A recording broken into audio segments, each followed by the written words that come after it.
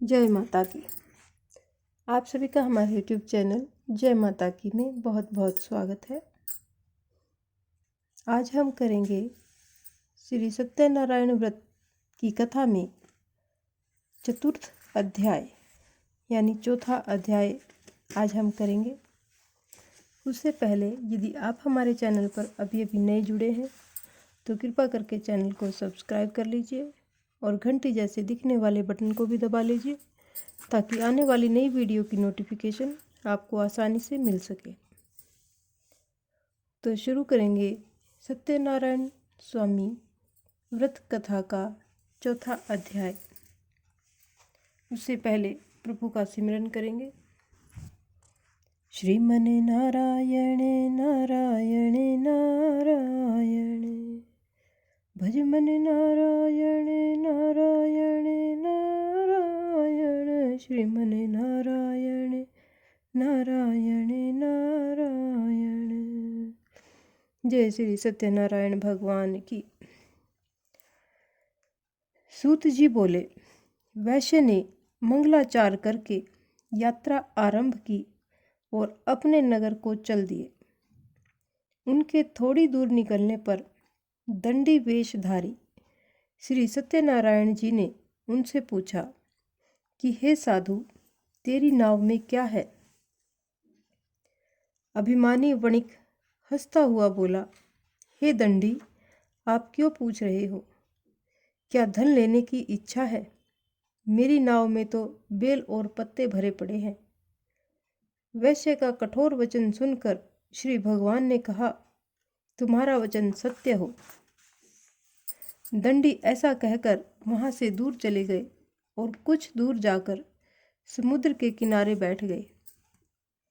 दंडी के जाने पर वैश्य ने नित्य क्रिया करने के बाद नाव को ऊंची उठी देखकर अचंभा किया और नाव में बेल पत्ते आदि देखकर मूर्छित हो जमीन पर गिर पड़ा। फिर मूर्छा खुलने पर अत्यंत शोक प्रकट करने लगा।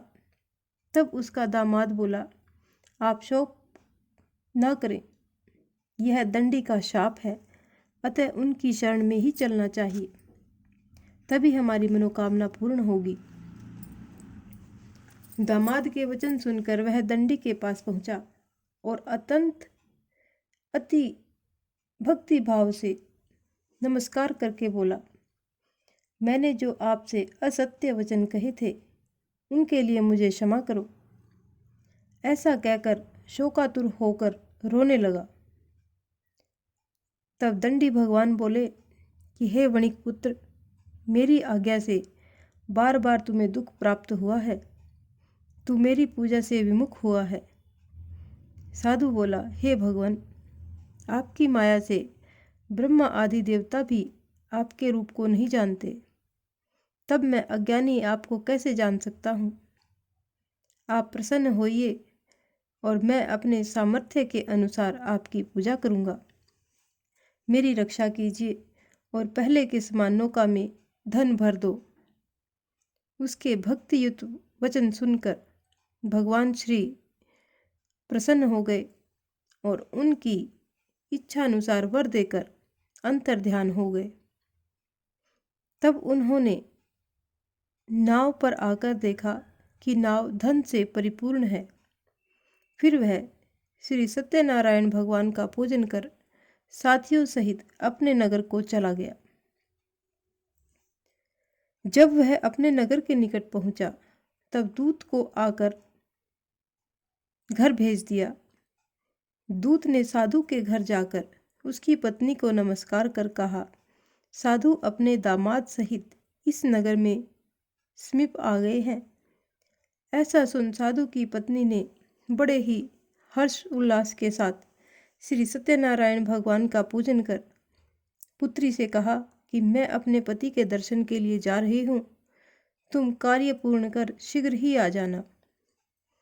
माता के ऐसे वचन सुनकर कलावती प्रसाद छोड़कर जल्दी में पति के पास गई। प्रसाद की अवज्ञा के कारण श्री सत्यनारायण भगवान ने रुष्ट हो उसके पति को नाव सहित पानी में डुबो दिया। कलावती अपने पति को न देखकर रोती हुई जमीन पर गिर गई। इस तरह नौका को डूबा हुआ तथा कन्या को रोता हुआ देख साधु दुखी होकर बोला कि हे प्रभु, मुझसे या मेरे परिवार से जो भूल हो गई हो उसके लिए हमें क्षमा करो। उसके दीन वचन सुनकर श्री सत्यनारायण भगवान जी प्रसन्न हो गए और आकाशवाणी हुई कि हे साधु, तेरी कन्या मेरे प्रसाद को छोड़कर आई है, इसलिए इसका पति अदृश्य हुआ है। यदि यह घर जाकर प्रसाद खाकर लौटे तो इसे पति अवश्य मिलेगा। आकाशवाणी सुनकर कलावती ने घर पहुंचकर प्रसाद खाया, फिर पति के दर्शन किए। तत्पश्चात साधु ने बंधु बांधवों सहित श्री सत्यनारायण भगवान का विधि पूर्वक पूजन किया। इस लोक का सुख भोग कर अंत में स्वर्ग लोक को गया। इस प्रकार यह श्री सत्यनारायण व्रत कथा का चतुर्थ अध्याय यहीं पर संपन्न होता है।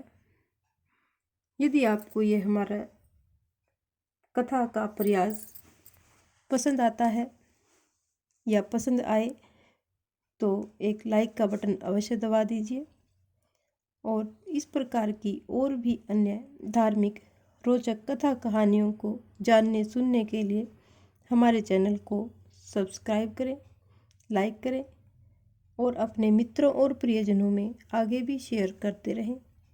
जय माता की। कथा के अंत में भगवान का सुमिरन अवश्य करें।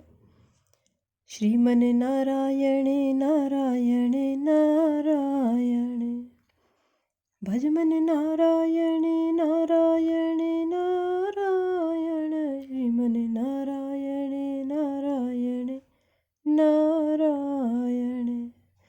जय श्री सत्यनारायण भगवान की जय। जय माता की।